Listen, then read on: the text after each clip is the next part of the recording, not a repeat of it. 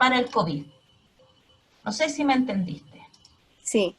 ¿Sí? Entonces tú Sí. ahora no reconoces la parte común de la inmunoglobulina, sino que reconoces la parte específica que se une al virus. Y lo que se detecta en este caso no es la presencia del virus, sino que es la presencia de la inmunoglobulina. Cuando Sí. uno se infecta con eh, cualquier patógeno, esta es la concentración de inmunoglobulina, esto sigue una dinámica en el mejor de los casos, así como en el teórico, así. Después viene así, y después viene así, ya. La primera inmunoglobulina que se produce es la IgM. La IgM no tiene esta forma que estamos dibujando aquí de Y, sino que es como hartas Y juntas, ¿ya? Ah, ya. ¿Ya? Es así.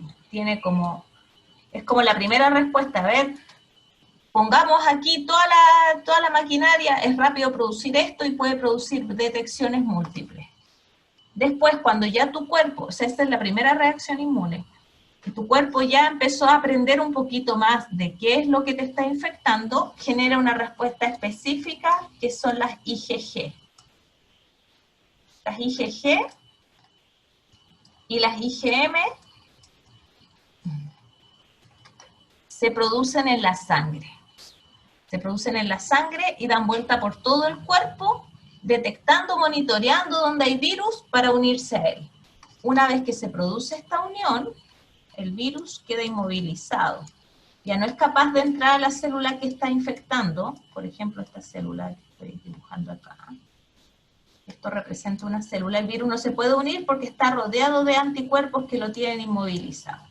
Y para eliminarlo, viene un macrófago que se lo come y lo elimina. ¿Ya? ¿Y eso, profe, significa como que el virus ya fue? ¿Como que ya estuvo o que nunca logró entrar? O sea, cuando tú tienes IgM e IgG, el virus ¿Mm? entró a tu sistema circulatorio. ¿Y puedo tener solamente IgG y no IgM? Puedes tener IgG si estás en esta etapa de la infección. Si esto es el tiempo, Ah, ya, ya entendí. el IgG lo puedes detectar acá, que es como en una etapa tardía de la infección. Ya. ¿Ya? Después que la infección ya pase, ya no tienes anticuerpos y tu sistema inmune se relaja, el IgG baja. Pero por eso depende, porque hay métodos que detectan IgM, entonces eso te está diciendo que tú estás en plena producción de anticuerpos y por lo tanto anda virus circulando lo más posible. Después se produce IgG y depende en qué etapa estás de la curva roja, es si tienes virus todavía o ya está todo el virus inmovilizado, pero en realidad tú ya tuviste una infección sistémica, porque estos anticuerpos se producen a nivel de suero, o sea, tu sistema inmune en los distintos ganglios está produciendo estos inmunoglobulinas, viajan por el cuerpo hasta la zona donde está el virus, por ejemplo, los pulmones. Y después viene una que es a largo plazo, que se llaman IgA.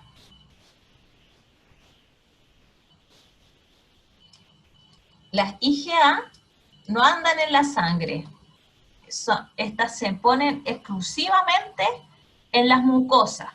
Las mucosas son las zonas húmedas de nuestro cuerpo, por ejemplo, la boca, los pulmones, etc. Entonces, estos anticuerpos lo que hacen es bloquear la entrada de un patógeno. En la nariz también hay. Entonces, después que pasa la respuesta inmune y te saca todo el virus de la sangre dando vuelta, se producen esta IgA y lo que hacen es estar atentas por si vuelve a entrar el virus y lo atacan fuera del cuerpo, antes que entre al sistema circulatorio. Y de esa manera se evita una penetración y por lo tanto la enfermedad. ¿Qué pasa cuando te vacunas? Cuando te vacunas se hace todo este proceso contra una proteína o un pedazo del virus. Entonces, como que simula el proceso que hace tu sistema para eliminar un patógeno, pero en realidad eso no está ocurriendo, ¿ya? Solamente está ocurriendo la producción de anticuerpos, pero no se produce la enfermedad porque el virus no está completo y le faltan partes para poder producir la enfermedad. Entonces se generan estos anticuerpos y si tú te llegas a enfermar, el sistema inmune se acuerda, tiene un proceso que se llama de memoria y dice, yo ya tuve este virus dando vuelta en mi cuerpo. A ver, ahora ya no busco en todos mis linfocitos B, sino que activo exclusivamente el que es responsable de curarme de ese microorganismo. Y lo que hace es, en vez de demorarse todo este tiempo en producir la respuesta inmune, este tiempo se ve reducido. Y se ve reducido y se producen todos los anticuerpos juntos. Y esa es la gracia de la vacuna. ¿Se entiende? Profe, pero la vacuna del COVID tiene otro mecanismo, ¿verdad? La vacuna del COVID no usa proteínas, usa RNA. Usa el material Sí, eso tenía genético, yo también entendido. sí, usa el material genético del virus envuelto en una gota de aceite, por así decirlo, y lo que hace es que este RNA entra a las células humanas, y dentro de esa célula humana, este RNA es traducido y produce la proteína Spike. Entonces, en realidad, es como inyectarte la proteína, pero te inyectan el RNA, y la gracia de eso es que como el RNA está ahí, tú produces y produces proteína, produces y produces proteína, ¿ya? No dura tanto, pero dura más que si yo te doy un pinchazo de proteína. No sé si Ya, es como que te doy, claro. como está el RNA se va a traducir y va saliendo proteína. Se traduce y sale proteína. Se traduce y sale proteína. En cambio, si yo te inyecto proteína, yo te doy un solo pic de proteína. Claro. Por lo tanto, es una estimulación más constante del sistema inmune, ¿ya? Esto es porque es difícil encontrar una buena respuesta inmune de los virus. Los virus no andan, las bacterias andan dando vueltas en la sangre. Las que producen una infección sistémica dan vueltas en la sangre. Claro. Entonces, están dando alertas a todo el mundo que están paseándose. Por ejemplo, el LPS, que es una molécula muy diferente a todo lo que nosotros tenemos en nuestro cuerpo, es un muy buen inmunoestimulante. Eso quiere decir que el cuerpo ve cualquier pedazo del LPS y dice, oye, aquí está algo extraño, y empieza inmediatamente a funcionar. Por eso da mucha fiebre. El LPS genera mucha fiebre, una respuesta súper rápida. De hecho, es tan rápida que el cuerpo puede colapsar, y ese es un choque séptico, un shock séptico, ¿ya? En el fondo lo que ocurre es que tu cuerpo dice, oye, está la embarrada, y se vuelve loco, se sobrecalienta, se funde y se muere la gente por una sepsis. En el caso de los virus, eso es súper difícil que ocurra. Entonces uno muere porque el virus empieza a hacer daño. ¿Por qué? Porque el virus no anda dando vueltas solo, o sea, también, pero además todo el daño lo hace dentro de una célula. Tiene muchas menos proteínas, porque suele ser un virus, es como una caja de proteínas nomás, y tiene a veces un solo o dos tipos de proteína en su superficie. En el caso del COVID tiene una membrana, y esa membrana es parte de tu propia célula, que cuando sale el virus va llevándose parte de esa membrana. Entonces es súper difícil de reconocer. Entonces las respuestas inmunes contra los virus no son muy buenas.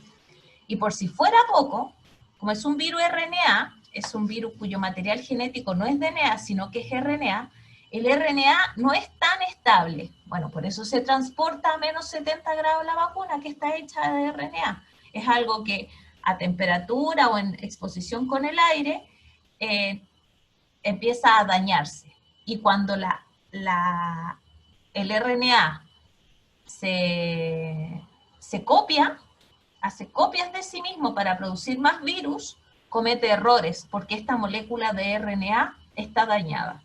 Y estos errores que se hacen al copiar ese pedazo de RNA son las mutaciones.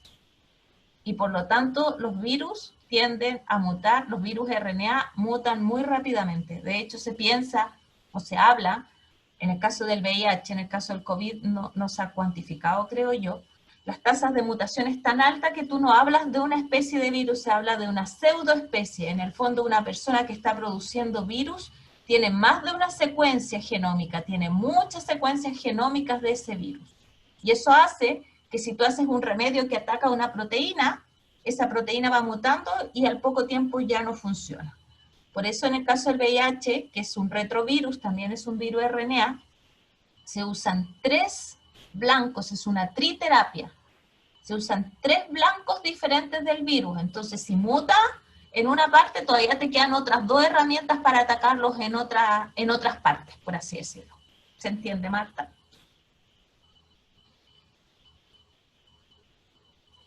Marta, ¿te fuiste? ¿Te desmayaste? Ok. Eso. Entonces, Se cayó, parece, profe.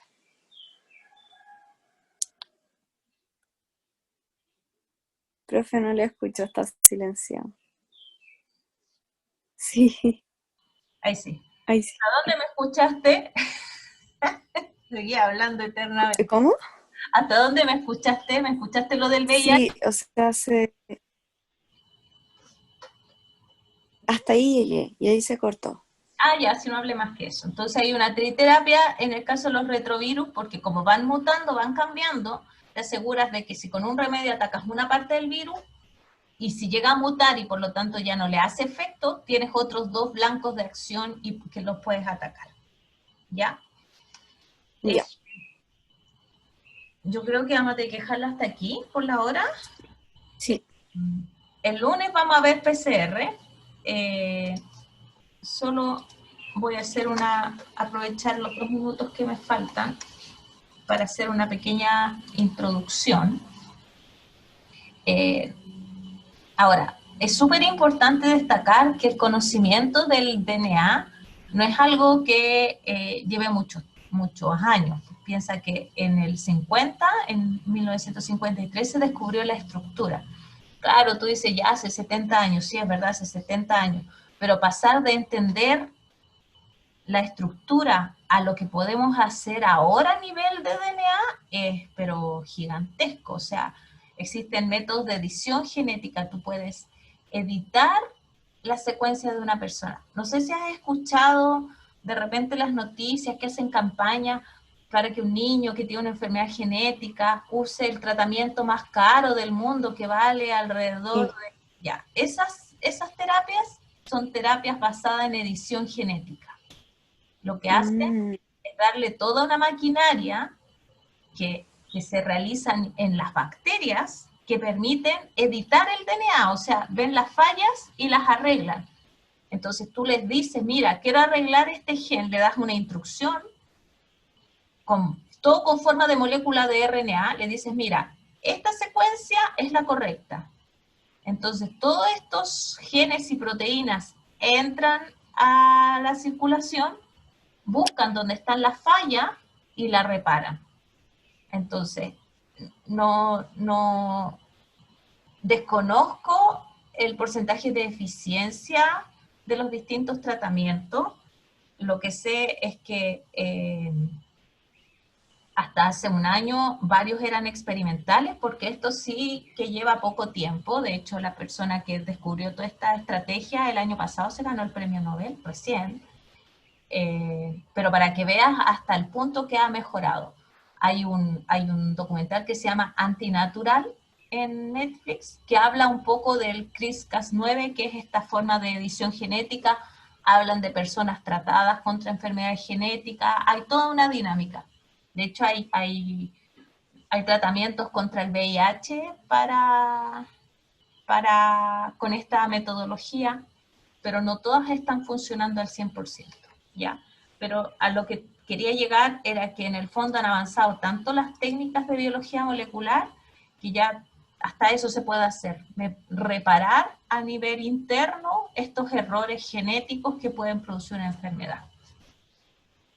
Y las células se basan, o sea, la información que está guardada en el DNA se basa en en esta molécula tan particular que está compuesta por 4 bases